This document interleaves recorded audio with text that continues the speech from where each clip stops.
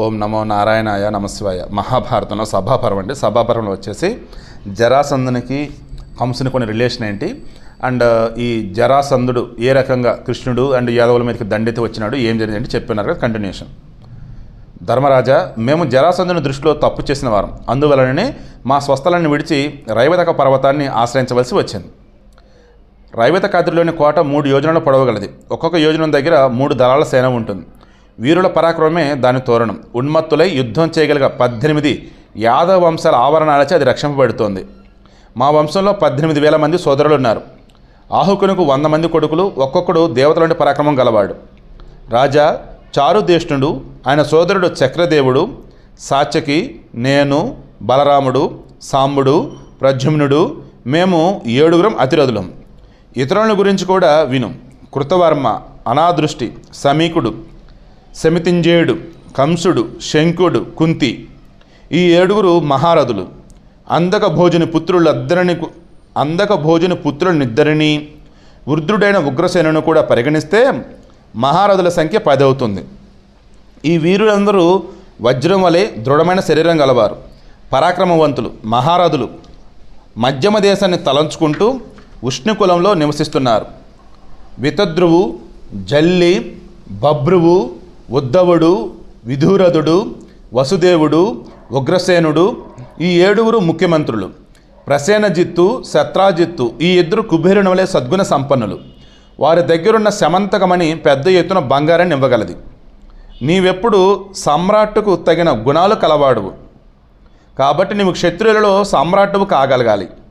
దుర్యోధనుడు, భీష్ముడు, ద్రోణుడు, అశ్వత్థామ, కృపుడు, శిశుపాలుడు, రుక్మి, ఏకలవ్యుడు, ధ్రుముడు, శ్వేతుడు, శైభ్యుడు, శకుని, ఈ వీరులందరినీ యుద్ధంలో గెలవకుండా రాజసూయాన్ని ఎలా చేస్తావు? అయితే నీ మీద గౌరవంతో వారంతా నీతో యుద్ధం చేయకపోవచ్చు. అయితే ధర్మరాజా, మహాబలుడైన జరాసంధుడు బ్రతికి ఉండగా నీవు రాజసూయాన్ని చేయటం కుదరదని నా అభిప్రాయం. సింహం మహాపర్వత గుహలలో ఏనుగును బంధించినట్లు జరాసంధుడు రాజులందరినీ గెలిచి గిరివ్రజపురంలో బంధించాడు. జరాసంధ మహారాజు మహాత్ముడు. ఉమాపతి అనేటువంటి పరమశివుని గురించి తీవ్ర తపస్సు చేసి విశేష శక్తిని పొంది రాజులందరినీ కూడా గెలిచాడు. రాజులందరినీ బలి ఇచ్చి యాగం చేయాలని ఆయన సంకల్పం దాదాపు నెరవేరినట్లే. ఆ జరాసంధుడు యుద్ధానికి వచ్చిన రాజులందరినీ కూడా ఓడించి గిరివ్రజపురానికి బంధించి తెచ్చి ఆ గిరివ్రజపురాన్ని పురుషవ్రజంగా చేశాడు. ఆ సమయంలో మేము కూడా జరాసంధునికి భయపడి మధురను వీడి ద్వారకకు వెళ్ళాము.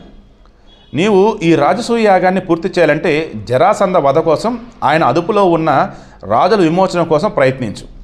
ధీమంతులలో శ్రేష్ఠుడా, కురుకుమార, ఇలా చేస్తే తప్ప రాజసూయ యాగ ప్రయత్నం పూర్తిగా సఫలం కాదు. జరాసంధుని వధించే ఉపాయాన్ని ఆలోచించు. ఆయనను ఓడిస్తే సకల రాజ్య బలాలను కూడా జయించినట్లే. ఇది నా అభిప్రాయం. నిష్కలంక, నీవేమనుకుంటున్నావు? ఈ దశలో హేతుబద్ధంగా ఆలోచించి నిర్ణయించుకుని నాకు తెలియజే అన్నాడు. ఇప్పుడు మీకు క్లారిటీ వచ్చి ఉండాలి. ఆ జరాసంధుని ఒక్కడిని ఓడిస్తే చాలు, ఈ రాజసూయాగం కంప్లీట్ అయినట్టే. ఎవరు ఆ ఒక్కడు? భీముడు. జరాసంధుని చంపేది భీముడే. కంటిన్యూ చేద్దాం చూడండి. నీవు బుద్ధివంతుడు కాబట్టి మరెవరూ చెప్పజలని విషయం నాకు చెప్పావు కృష్ణ. లోకంలో నీ వలె సందేహాలు తీర్చగల వాడెవడూ లేడు. ఇంటింటా రాజులున్నారు, తమకు ఇష్టమైన పనులు చేసుకుంటున్నారు, కానీ వారు సామ్రాట్టులు కాలేదు. సామ్రాజ్య పదవి కష్టసాధ్యం. ఇతరుల గొప్పతనాన్ని తెలియగలిగినటువంటి వాడెవడు తనను తాను ప్రశంసించుకొనడు. ఇతరులతో కలిసి కూడా గొప్పవాడుగా మిగిలిన వాడే పూజార్హుడు. పృథివీ విశాలమైనది, అనంతమైనది, వివిధ రత్నాలతో నిండినది. బాగా దూరం ఆలోచించే నీ వంటి వారి సహవాసంతోనే మనుషులు శ్రేయస్సును గ్రహింపగలరు. నేను మాత్రం ఇంద్రియ నిగ్రహాన్ని గొప్పగా భావిస్తాను. దానివల్లనే నాకు క్షేమం కలుగుతుంది. రాజసూయాన్ని ప్రారంభించినంత మాత్రాన దాని ఫలితాన్ని పొందలేనని నా అభిప్రాయం. ఉత్తమ వంశ సంజాతులై అభిమానవంతులైన ఈ సభాసదులు అన్నింటినీ అభిమానవంతులైన ఈ సభాసదులలో అన్నింటినీ గెలువగలవారెవరైనా ఉండొచ్చు కూడా. మహానుభావ, జరాసంధుడంటే భయపడుతూ ఆయన దుర్బుద్ధి కారణంగా మేమెప్పుడూ కూడా సంశయిస్తూనే ఉంటాం. నేను నీ భుజబలాన్ని నమ్ముతున్నాను. నీవు కూడా జరాసంధుని సంశయిస్తూ ఉంటే నన్ను నేను బలవంతునిగా భావించుకొనలేను. నీవు, బలరాముడు, భీముడు, అర్జునుడు, మీలో ఎవరు జరాసంధుని చంపలేరా? నాకు తెలుసు. అయినా ఈ విషయాన్నే మాటిమాటికి ఆలోచిస్తున్నాను. కేశవ, అన్ని పనుల్లోనూ నీవే నాకు ప్రమాణం. ఆ మాట విని వాక్య విశారదుడైన భీముడిలా అన్నాడు. ప్రయత్నశీలుడు కాని రాజు తాను దుర్బలుడైన ఏదో ఒక ఉపాయంతో పనిచేయక బలవంతుని చూసి భయపడిన రాజు ఈ ఇద్దరు చెదపట్టిన పుట్ట వల్ల నశించిపోతారు. చెదపుట్ట మీకు తెలుసు కదా, అది ఎలాంటిదంటే నువ్వేం చేసిన అవసరం లేదు, మొత్తం నిన్నేది కబలించి అవతల పడేసింది. అప్పుడు ఎఫర్ట్స్ ఎవడైతే పడాడో ఆ రాజు, నేను పెట్టి పనికిరానివాడినే, నేను దుర్బలుడిని అని ఎవడైతే ఆలోచిస్తూ వాడు బలవంతుడైనా సరే నా దగ్గర ఏం లేదు నేను ఇంత అనుకుంటూ ఉంటాడు చూసారా ఆయాడు, వీరిద్దరు కూడా జస్ట్ లైక్ చెదపట్టిన పుట్ట వల్ల నశించిపోతారు. సో కాబట్టి ఫస్ట్ రాజు అన్నాడు ఎఫర్ట్స్ పెట్టాలి, బలవంతుడు అన్నవాడు వాడి దగ్గర బలాన్ని ఆలోచించి సక్రమంగా వినియోగించాలి. అసత్వాన్ని వీడి రాజనీతిని చక్కగా ప్రయోగించి పనిచేసిన రాజు దుర్బలుడైనా బలిష్ఠుడైన శత్రువును ఓడించగలడు. శ్రీకృష్ణుడిలో నీతి ఉంది, నాలో బలం, అర్జునుడిలో విజయం ఉన్నాయి. 3 అగ్నుల ద్వారా యజ్ఞసిద్ధిని పొందినట్లు ఈ 3 కలయికతో జరాసంధుని జయిస్తాం. గోవింద, నీ బుద్ధి బలాన్ని ఆశ్రయించి ధర్మరాజు దేన్నైనా పొందగలడు. నీవు మమ్ము ఎల్లప్పుడూ కాపాడుతుంటావు కాబట్టి గెలుపు మాదే. అప్పుడు కృష్ణుడు ఇలా అన్నాడు, అజ్ఞాని కార్యారంభం చేస్తాడు కానీ పరిణామాలను గ్రహించలేడు. కాబట్టి స్వప్రయోజన పరాయణుడైనటువంటి మూఢ శత్రువును వీరులు సహించరు. యవనాశ్వ కుమారుడు మాంధాత శత్రువులను గెలిచి భగీరథుడు ప్రజాపాలన చక్కగా చేసి కార్తవీరుడు తపబలాన్ని బట్టి భరత మహారాజు బలాన్ని బట్టి సమ్రాట్టులయ్యారు. సమృద్ధి బలంతో మరుత్తుడు సమ్రాట్ అయ్యాడు. ఇంతవరకు 5 మాత్రమే సమ్రాటులుగా వింటున్నాం. సో ఎవరెవరు సమ్రాటులు మళ్ళీ చెప్తా చూడండి.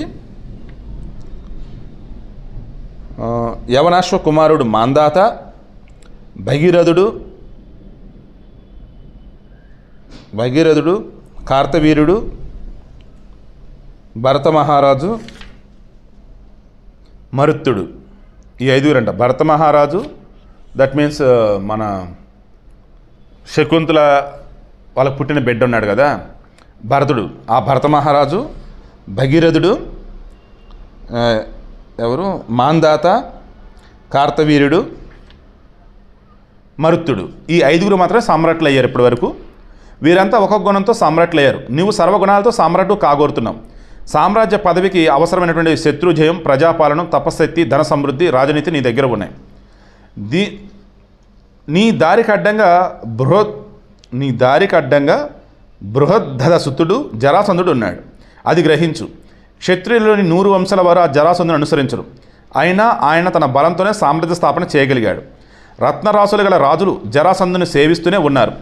అయినా దానితో ఆనందించిన జరాసంధుడు వివేకశూన్యుడే దుర్మార్గాన్నే స్వీకరిస్తాడు. ఇప్పట్లో జరాసంధుడే ప్రధాన పురుషుడై అభిషిక్తులైనటువంటి రాజులందరినీ కూడా బలపూర్వకంగా బందీలను చేస్తున్నాడు. ఆయన బంధించిన రాజును నేను ఇంతవరకు చూడలేదు. ఈ రీతిగా జరాసంధుడు 100 రాజవంశాల్లోని ఎవరో ఒకరిద్దరిని తప్ప అందరినీ లొంగ తీసుకున్నాడు. కౌంతేయ, బలహీనుడైనటువంటి ఏ రాజు ఆయన ఎదిరించి సాహసం చేయగలడు? పరమేశ్వరునికి బలి ఇవ్వటానికి రాజులను తన రుద్ర మందిరంలో బంధించి జరాసంధుడు వారికి సంప్రోక్షణ మార్జనాలను జరిపి జంతువులను వలె సిద్ధంగా ఉంచాడు. వారి జీవితం మీద ప్రేమను కోల్పోయారు. క్షత్రియులకు యుద్ధంలో ఆయుధం ద్వారా మరణమే సత్కారం. కాబట్టి మనం జరాసంధుని ద్వంద్వ యుద్ధంలోనే చంపుదాం. జరాసంధుడు 86 మంది రాజులను బంధించాడు. మిగిలిన వారు 14 మాత్రమే. వారిని కూడా బంధించిన తర్వాత మరీ క్రూరంగా ప్రవర్తిస్తాడు. జరాసంధుని ఈ ప్రయత్నాన్ని అరికట్టగలవాడు ఉజ్వల కీర్తిని పొందగలడు. జరాసంధుని జయించినవాడు తప్పగా సామ్రాట్ కాగలడు అని చెప్పేసి అన్నారు. సో ఎలా ఏంటి రేపు డిస్కస్ చేద్దాం.